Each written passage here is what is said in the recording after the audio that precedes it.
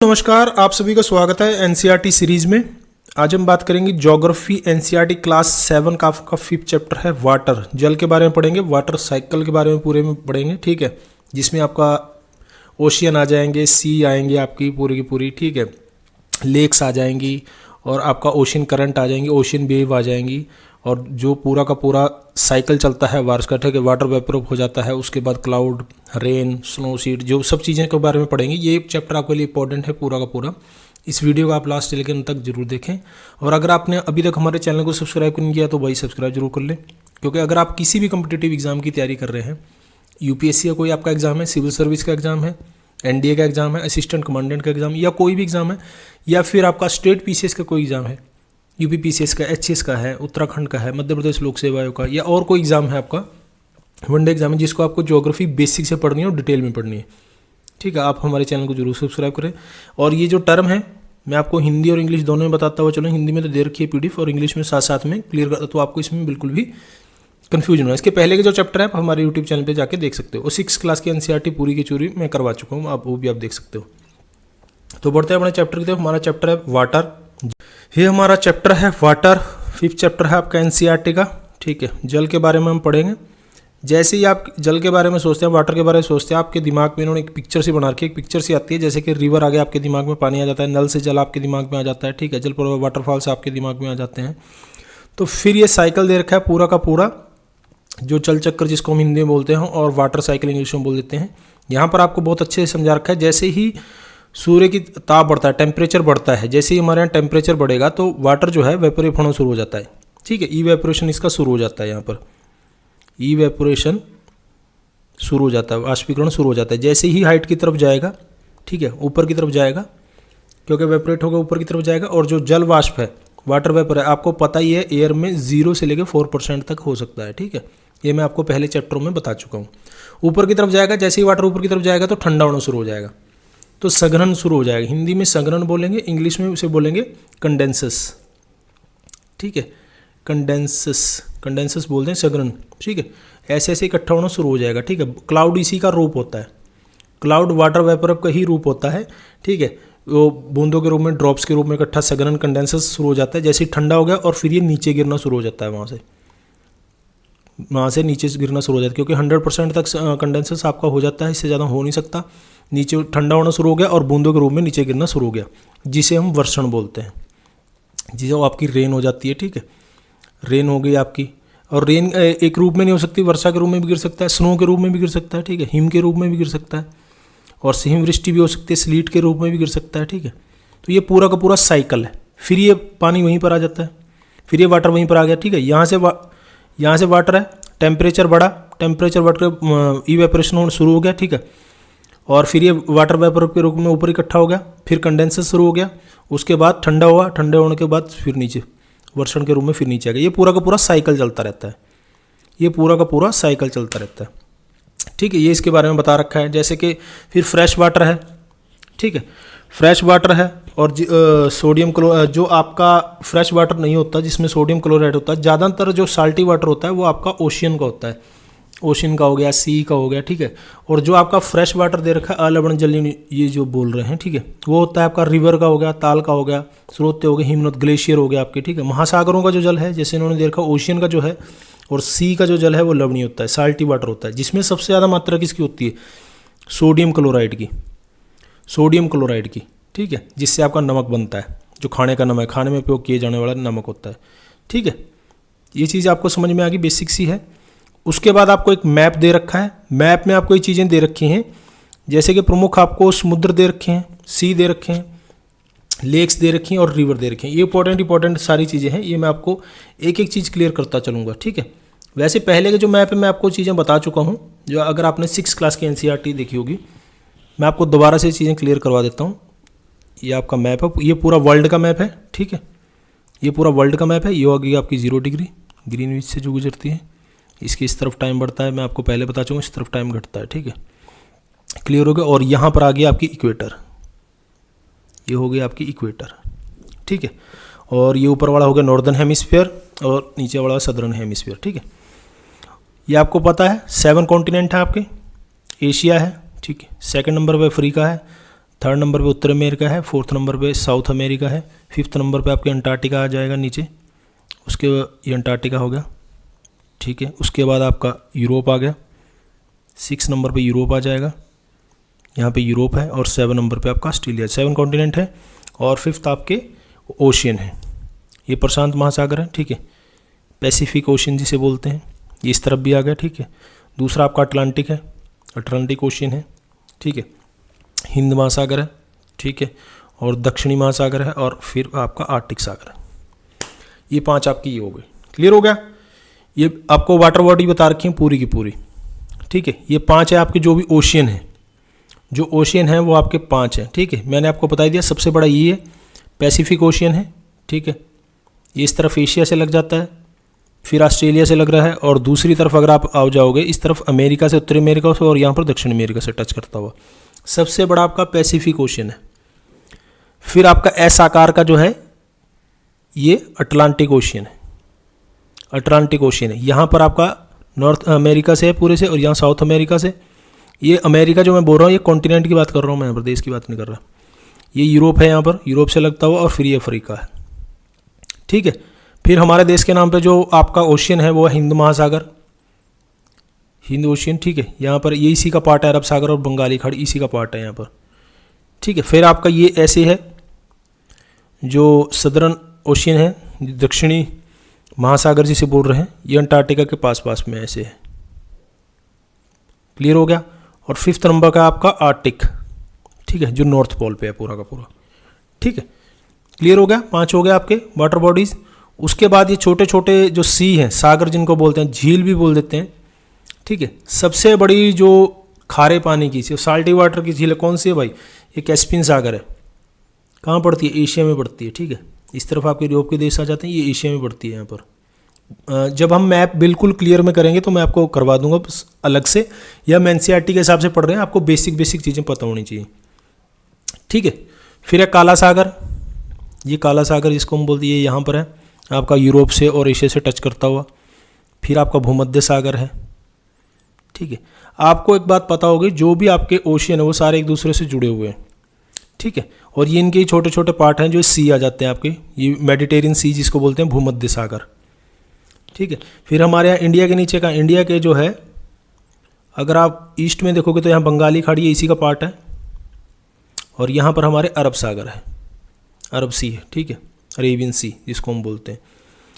ये दक्षिणी चीन सागर है, साउथ चाइना सी। ये आपका बर्मा वगैरह आ गया, ये ठीक है, सॉरी, यहाँ पर ये बर्मा वगैरह आ गया, यहाँ पर कंबोडिया वगैरह आ गया, वियतनाम आ गया, ये ऊपर की तरफ वियतनाम आ जाएगा, ये फिलीपींस वगैरह आ गया, चाइना आ गया, ठीक है। ये मलेशिया आ गया, इंडोनेशिया आ गया यहाँ पर। उसके बाद है आपका जो आपको दे रखा है, ये कैरिबियन सागर है यहाँ पर, उत्तरी अमेरिका और दक्षिण अमेरिका के यहाँ, ये कैरिबियन सी है। क्लियर हो गया। यहाँ पर कैरिबियन सी हो गया, मेडिटेरियन मैंने आपको बता दिया, अरब सागर बता दिया, बंगाली खाड़ी बता दिया। और दूसरा आपको ये रिवर दे रखे हैं, इंपॉर्टेंट रिवर है, यहाँ तो आपको पता ही होगा। इंडिया का अगर आप मैप देखोगे तो यहाँ तो गंगा नदी है, सबसे इंपॉर्टेंट है। ऊपर की तरफ से जो निकलती है ब्रह्मपुत्र नदी है, और यहाँ पर इंडस सिंधु नदी है। क्लियर हो गया। ये कई बार पूछे जाते हैं आपके क्वेश्चन, डायरेक्ट है, ये सीधी चीज़ें मैं आपको बता रहा हूँ। ऑस्ट्रेलिया के इस तरफ है कोरल सागर, और ऑस्ट्रेलिया में जो सबसे इंपॉर्टेंट रिवर है जो क्वेश्चन में पूछी जाती है वो कौन सी है? डार्लिंग नदी, मरे डार्लिंग जिसे बोलते हैं, मरे डार्लिंग नदी, मरे डार्लिंग रिवर, ठीक है। और चाइना की है हांग ही नदी, हांग ही रिवर है जो पूर्वी चीन सागर में गिरती है। उसके बाद है आपकी सबसे इंपॉर्टेंट अफ्रीका में कौन सी नदी? अफ्रीका में जो रिवर है वो नील रिवर है, नील नदी जो मेडिटेरियन सी में गिरती है, वर्ल्ड की सबसे लंबी नदी, सबसे लॉन्गेस्ट रिवर है। फिर ये कांगो है, कांगो जहर भी जिसको बोलते हैं, जो कि आपकी जो इक्वेटर है उसको 2 बार काटती है, कांगो नदी, ठीक है। यहाँ पर नाइजर नदी है अफ्रीका में। नील नदी इंपॉर्टेंट है, कांगो नदी इंपॉर्टेंट है। ऑरेंज नदी भी पूछ लिया जाता है कई बार, ये आपको पता होना चाहिए, ऑरेंज नदी भी अफ्रीका में है। उसके बाद है सबसे जो आयतन की दृष्टि से है, सबसे ज़्यादा जो पानी लेकर के जाती है वो सबसे ज़्यादा, जिसका बेसिन सबसे बड़ा है, बेसिन इसको बोलते हैं। अगले वाले चैप्टर में मैं आपको करवा भी दूंगा, ठीक है। ये अमेजन नदी है, लॉन्गेस्ट के हिसाब से देखोगे तो आप सेकंड नंबर पे है, ठीक है। आयतन की दृष्टि वॉल्यूम के हिसाब से आप देखोगे तो पहले नंबर पे है, ठीक है, पहले नंबर पे है। जो इसका बेसिन है सबसे बड़ा है, सबसे ज़्यादा एरिया से है, ठीक है। अमेजन रिवर, यहीं पर एनाकोंडा सांप जो है वही पाया जाता है, आपको पता ही होगा, ठीक है। उसके बाद आपकी झीलें इंपॉर्टेंट लेक्स दे रखी हैं जो अमेरिका में है, जैसे कि यहाँ पर ग्रेट बियर लेक्स है, ग्रेट स्लैब झील है, विनीपेग है, ठीक है, सुपीरियर है जो मीठे पानी की सबसे बड़ी झील है, मीठे पानी की सबसे बड़ी लेक्स है। होरन झील है, ईरी है और ओंटेरियो हो, वो भी नहीं दे रखी है। यहाँ पर 5 झीलें हैं, विनीपेग है, सुपीरियर है, होरन है, ईरी है, ओंटेरियो है। उसके बाद ईरी आ जाती है और ओंटेरियो आ जाती है, ठीक है। महान झील प्रदेश जिसको बोला जाता है। फिर नीचे की तरफ है मिसिसिपी है, मिसिसिपी है, ठीक है। और यहाँ पर एक कोलोराडो रिवर है। क्लियर हो गया। यहाँ पर आपकी दे दी है दुनुबी नदी, दुनुबी दे रखी है, ठीक है, नील नदी। और यहाँ पर हो गया इंपॉर्टेंट है आपका लाल सागर आ गया। देखिए 1-2 सागर रह गए, जैसे यहाँ पर लाल सागर, रेड सी, ठीक है, क्लियर हो गया। रेड सी, यहाँ पर पूर्वी चीन सागर रह गया, क्लियर हो गया। और कोरल मैंने आपको बता ही दिया। और यहाँ पर आपका क्लियर हो गया सारा का सारा, ठीक है। ये मैप और इंपॉर्टेंट जो रिवर है मैं आपको करवा चुका हूँ, ये आप देख सकते हो, मैप से भी आप देख सकते हो, अपना आपके पास अगर एटलस है उससे भी आप देख सकते हो ये, ठीक है। ये बेसिक सी चीज़ें हैं, जब ज़्यादा डिटेल में पढ़ेंगे तो मैं आपको डिटेल में चीज़ें समझा दूंगा, ठीक है।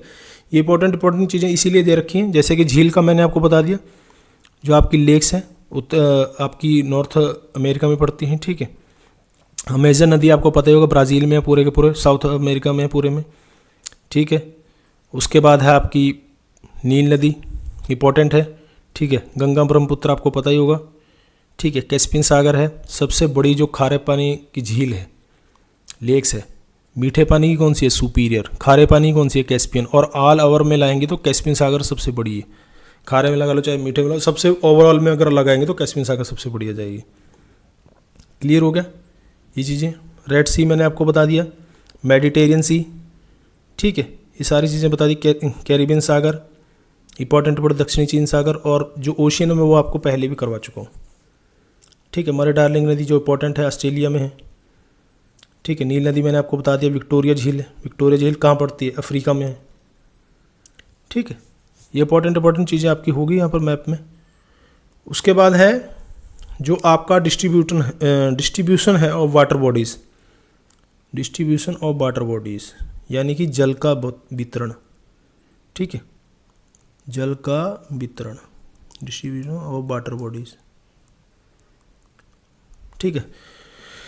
ये इसके बारे में बता रखा है। जल का जो वितरण है, जैसे कि हम सतह पर 3/4 जो आपको पता ही होगा, 3/4 जो है आपका, 3/4 जो है अर्थ का जो एरिया है पूरा का पूरा वाटर से ढका हुआ है, ठीक है। यानी कि 1/4 में हम रह रहे हैं, 3/4 जो है आपका पूरा का पूरा वाटर से आपका ढका हुआ है, ठीक है। अब लेकिन फिर भी कई जगह आपने देखा होगा कि जो वाटर है पीने के लिए भी नहीं मिलता, लेकिन इसमें बता रखा है कि वाटर का जो कहाँ पर सबसे ज़्यादा वाटर है और कहाँ पर हमारे पीने के लिए कितना उपलब्ध है, ठीक है। जैसे कि ओशियन में है, सबसे ज़्यादा तो आपका ओशियन में है, जो मैं आपको 5 ओशियन बता चुका हूँ। 97.3% यहाँ पर है आपका।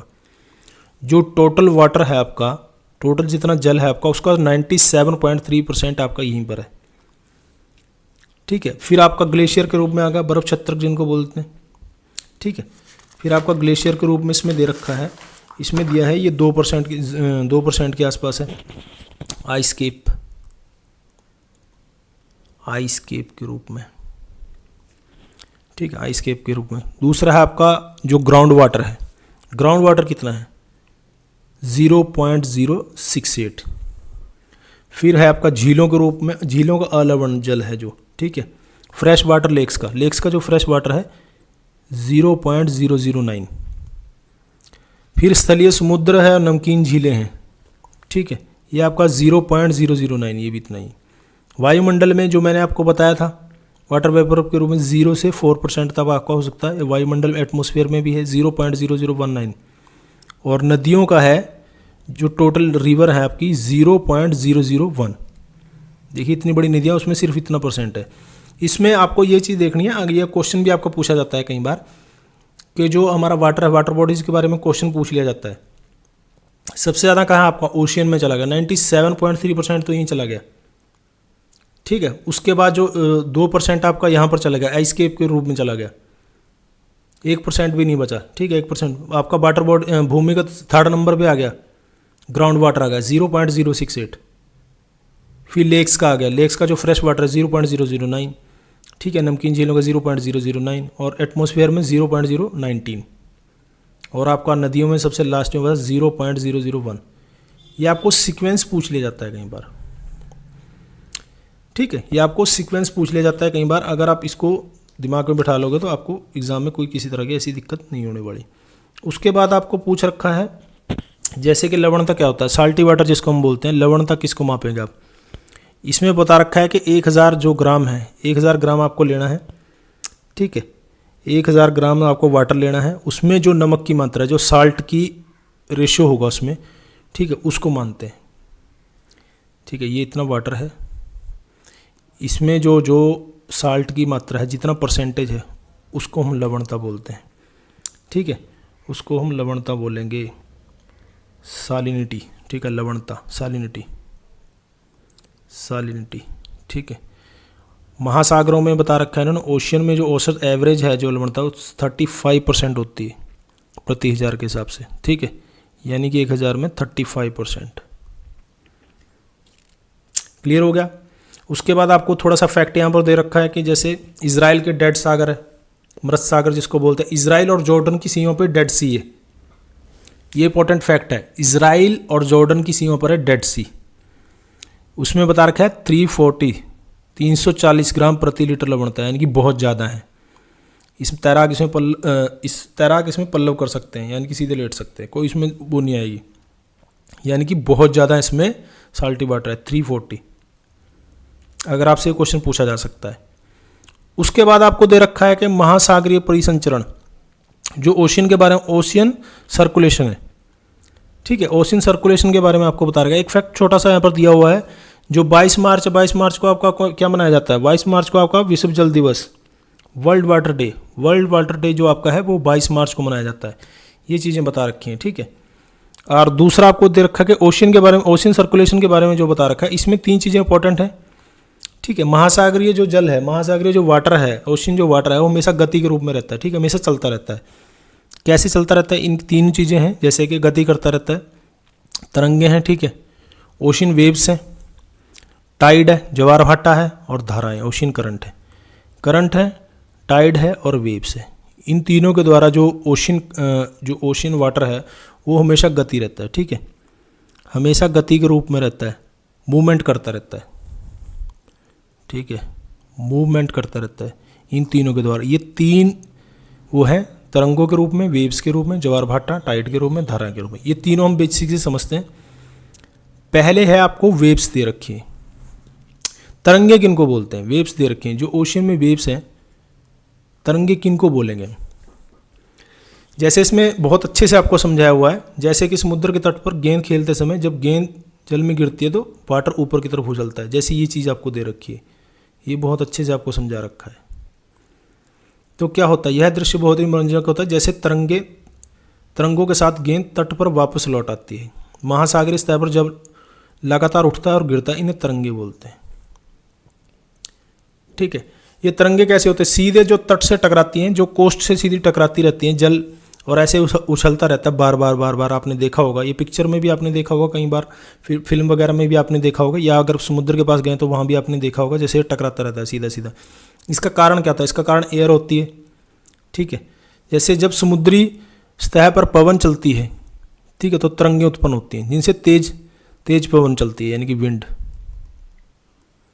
तरंगे भी उतनी ही बड़ी हो जाती हैं, ठीक है। जैसे ही जल ऐसे ऐसे टकराता है, ऐसे ऐसे उछलता रहता है समुद्र में, ऐसे ऐसे चलता रहता है। आपने देखा भी होगा, अगर आपने ओशियन का या पिक्चर वगैरह में कहीं पर भी देखा होगा, ऐसे ऐसे उछलता रहता है, ठीक है। जो सीधा सीधा आपने कई बार जहाज़ों की पिक्चर देखी होगी, जैसे ऊपर नीचे होते रहते हैं, जैसे तटों पर देखा होगा, वहाँ पर ऐसे ऐसे चलता रहता है, स्केटिंग वगैरह जो लोग करते रहते हैं, ठीक है। ये सब चलता रहता है वहाँ पर। इसको तरंगे बोलते हैं, इसको वेव्स बोलते हैं, इसको हम वेव्स बोलते हैं, तरंगे, ठीक है। इनसे क्या होता है, जैसे कि तरंगें बहुत तरह की होती हैं, जैसे तूफान, तेज वायु चलने पर विशाल तरंगें हो जाती हैं, इनकी हाइट बहुत ज़्यादा होती है, इसके कारण विनाश भी हो सकता है। जैसे आपको पता रखा है, समुद्र में जैसे कि ओशियन है, इसमें कहीं पर नीचे भूकंप आ गया या ज्वालामुखी आ गया। भूकंप आपको बता चुका हूँ, अर्थक्वेक भी बता चुका हूँ मैं, वोल्केन्स भी आपको पढ़ा चुका हूँ अगर आपने देखा होगा। अर्थक्वेक जो है, दो आपको पता ही है प्लेटें हैं, जो अर्थ में जो प्लेटें हैं उनके टकराने से आता है, एक के नीचे वो एक दूसरे को टक्कर मारती है। तो ऐसा आपका लिथोस्फीयर पे तो, स्थलमंडल पे तो होता ही है, ओशन के बीच में भी हो सकता है। दूसरा आपको पता ही है, जो मैग्मा है नीचे से निकलता है लावा, बाहर की तरफ लावा निकल जाता है, तो ये इसके ओशन के अंदर भी हो सकता है। इनकी वजह से क्या होगा, इनकी वजह से जो है आपकी तरंगे बहुत ज़्यादा हो जाएंगी ऊपर, मतलब कि जो वेव्स हैं बहुत ज़्यादा हो जाएंगी। जैसे कि भूकंप, ज्वालामुखी उद्गार, जल के नीचे भूस्खलन के दौरान महासागरीय जल अत्यधिक विस्थापित हो जाएगा। ठीक है, ऐसे टकराएंगे तो बहुत ज़्यादा ऊपर की तरफ चला जाएगा, एकदम से नीचे चला जाएगा, फिर एकदम से ऊपर चला जाएगा। ठीक है, इनको हम बोलेंगे सुनामी, जापानी भाषा का शब्द है। ठीक है, इन बोलेंगे सुनामी बोल देंगे। इंग्लिश में ऐसे लिखा जाएगा, टी साइलेंट है, सुनामी मतलब कि सुनामी। इसका अर्थ है क्या है, तट पर आती हुई लहरें, तट पर जो लहरें बहुत ज़्यादा से टकराती हैं। आपको पता ही होगा, ये इन्होंने इसका उदाहरण भी दे रखा है 2004 में जो आया था हिंद महासागर में आई थी सुनामी। ठीक है, जिसकी वजह से इंडोनेशिया में हमारे जो इंडिया का नीचा पार्ट है, जैसे कि तमिलनाडु है, आंध्रा है, इस तरफ बहुत ज़्यादा नुकसान हुआ था। ये उसके मैप भी दे रखे हैं, आगे आपको बता रखा है। इसको सुनामी बोलते हैं। अगर आपका भूकंप से हो जाता है, ठीक है, ज्वालामुखी से, वोल्केन से हो जाता है, बहुत ज़्यादा आपकी इनकी हाइट भी दे रखी है, 150 मीटर मापा गया था। ठीक है, तो उसको सुनामी बोल देते हैं। ये उसकी पिक्चर्स भी आपको दे रखी हैं, जो तमिलनाडु वगैरह में नुकसान हुआ था, ये उसकी आपको पिक्चर भी दे रखी है। ठीक है, यानी कि अगर आपका ओशन में भूकंप आ जाता है, ज्वालामुखी फट जाता है, उसकी वजह से तरंगे बहुत ज़्यादा हाइट, उसको सुनामी बोलेंगे। ये वेव्स का ही एक रूप है। दूसरा आपको दे रखा है ज्वार भाटा, जिसको हम टाइड्स बोलते हैं। ठीक है, ज्वार भाटा क्यों आता है, पहले आपको इसका रीजन पता होना, पहले आपको ये पता होना चाहिए ज्वार भाटा है क्या। ठीक है, ज्वार भाटा, ठीक है, दो शब्दों से बना रखा है, इंग्लिश में से टाइड ही बोल रहे हैं ये। जैसे कि जो समुद्री जल है, ओशियन जो वाटर है, दिन में 2 बार फिक्स है, दिन में 2 बार नियम से महासागरीय जल का ऊपर उठना, जैसे ऊपर उठ जाता है, बढ़ जाता है, यहाँ तक चला गया, फिर बाद में नीचे गिरना, बाद में नीचे आ जाता है, बाद में यहाँ चला जाता है जल। ये ऐसा नहीं है, वो तरंगे ऐसे ऐसे टकराती रहती हैं, जो ऐसे ऐसे हमेशा टकराती चलती, फिर वापस, फिर ऐसे ऐसे एक एक मिनट पे, वो चीज़ नहीं, वो वेव्स है। ये है एकदम से पूरे वाटर का ऊपर चले जाना, ठीक है, ऊपर उठना, ठीक है, फिर वाटर का नीचे चले जाना। ये 2 बार होता है। ठीक है, 24 घंटे में 2 बार होता है। ठीक है, 24 घंटे में 24 आवर्स में 2 बार होता है, निश्चित फिक्स रूप में होता है। जवार जो होता है, जिसको हम जवार बोलते हैं, पानी का ऊपर उठना है, और भाटा है पानी का नीचे आना है। पानी का बहुत बड़ा मतलब बहुत बड़ी बॉडी ऊपर जाती है, फिर पानी फिर नीचे आ जाता है। ठीक है, ये फिक्स है, ऐसे ऊपर है तो ऊपर ही रहेगा, बाद में ऐसे नीचे आ जाएगा, ऐसे नहीं टकराता नहीं रहेगा, वो चीज़ नहीं है, वो वेव्स है। ठीक है, अब इसका रीज़न क्या है, इसका रीज़न इन्होंने मैप से बहुत अच्छे से समझा रखा है। ठीक है, इसका रीज़न है आपका सन है। ठीक है, एक तो सन इसका रीज़न है, और दूसरा मून इसका रीज़न है। ठीक है, इन दोनों के कारण ये चीज़ होती है। इनका जो ग्रेविटेशनल फोर्स है, ठीक है, ग्रेविटेशनल जो पावर जो है, उसकी वजह से ये चीज़ आती है।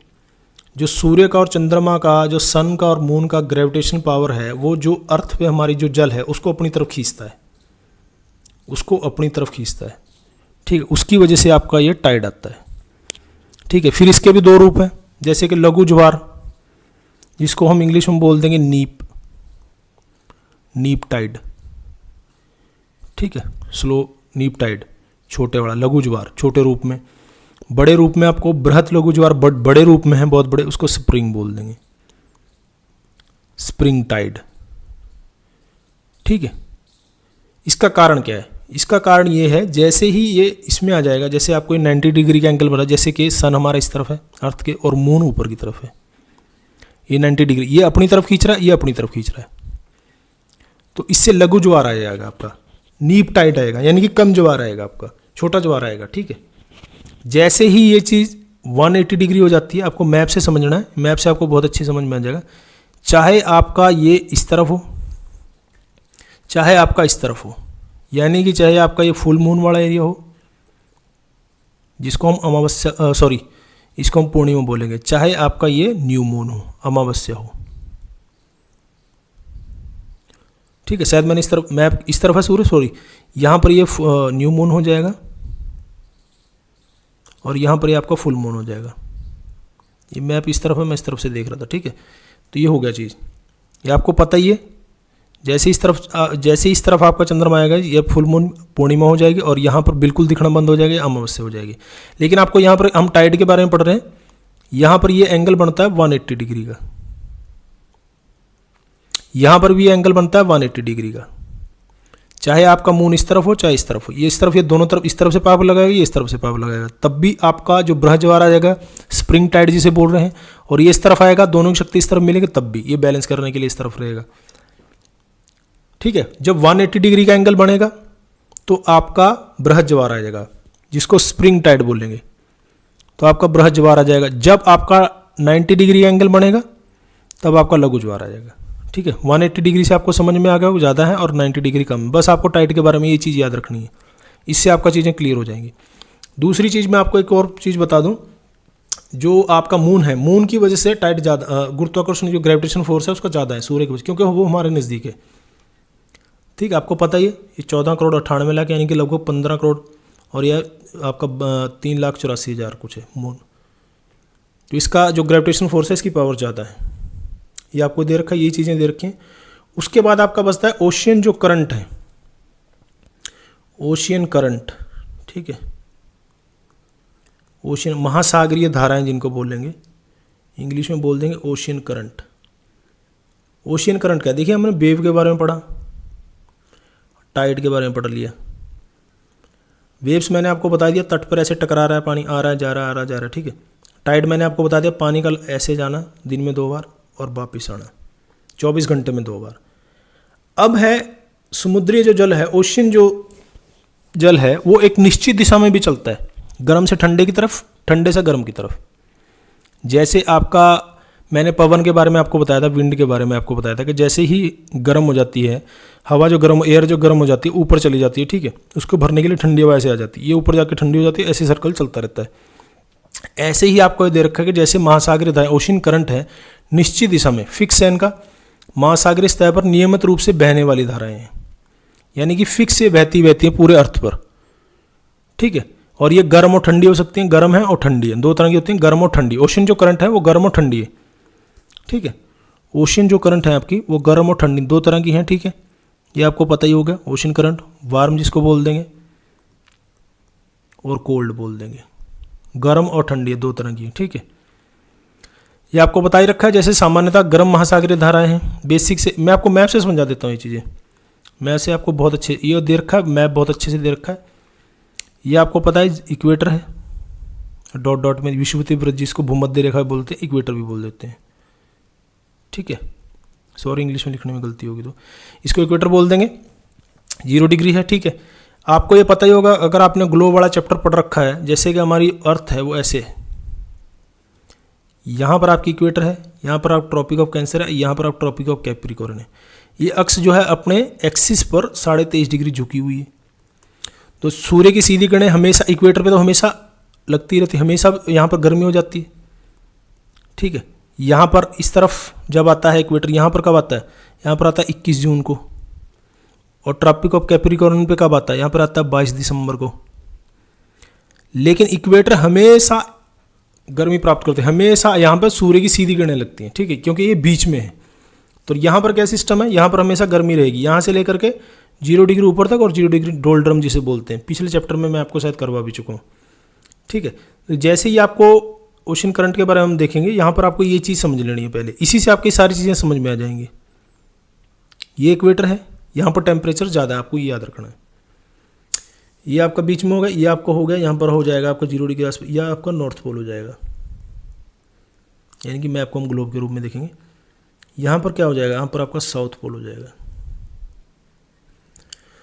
तो जो नॉर्थ पोल से और साउथ पोल से जो करंट चलेगी वो होगी ठंडी, ठीक है, और जो इक्वेटर से चलेगी वो होगी गर्म।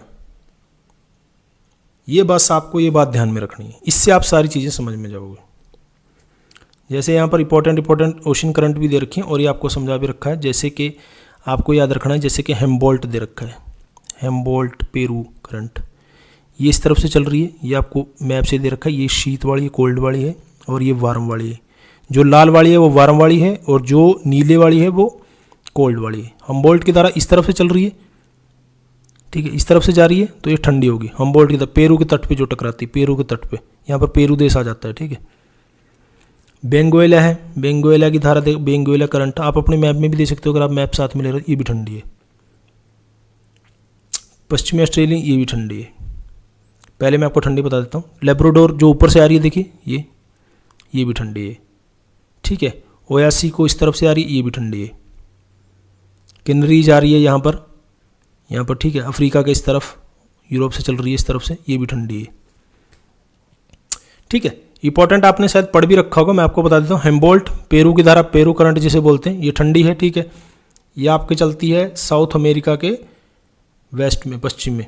बेंगुएला अफ्रीका के वेस्ट में चलती है, यानी कि जो इस तरफ से जाएंगी ग्लोब की, इस तरफ से ही जाएंगी, इस तरफ से जाएंगी। ऊपर वाली जो है इस तरफ से आएंगी, इस तरफ से आएंगी, ठीक है।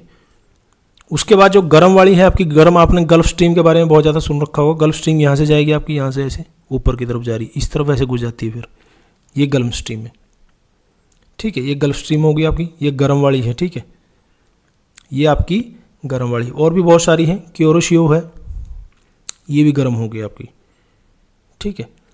ये आपको देखिए, ये नीचे की तरफ भी चले, इस तरफ नीचे की तरफ चलेंगे। ब्राजीलियन है, ये गर्म हो गई। ओंगुलास है, ये गर्म हो गई। ये आपको मैप से देखना है, ठीक है। मैप से आपको समझ में आ जाएगी, आपको सीधा ये चीज़ें मैप से बहुत अच्छे से समझ में आ जाएंगी। जैसे कि आपको ये पता होगा, जैसे कि यहाँ पर ये हाफ है, ठीक है, और जो ऐसे ऐसे करके सर्कल चलेगा, ऐसे सर्कल चलेगा नीचे, ठीक है। ऊपर का जो सर्कल चलेगा वो ऐसे सर्कल चलेगा। हालांकि कुछ जगह एक्सेप्शनल भी होगा, लेकिन सर्कल ऐसे चलेगा, अर्थ का जो सर्कल है, ठीक है। ये आपको एक मैप, एक चैप्टर आएगा, उसमें मैं आपको चीज़ें समझा दूंगा। ऊपर से नीचे की तरफ जहर चलेगी, ये इससे इस तरफ चलेगी, क्योंकि यहाँ पर डोल्ड्रम की स्थिति, यहाँ पर आपको जो एयर है वो ऊपर उठ जाती है, शाम को वर्षा हो जाती है, ठीक है। इक्वेटर पर सब जगह यही है, तो यहाँ पर इस तरफ खींचती हैं, ये इस तरफ जाती हैं करंट, इस तरफ जाती हैं करंट, और यहाँ से इस तरफ ऐसे करंट आती हैं, इस तरफ ऐसे करंट आती हैं, ठीक है।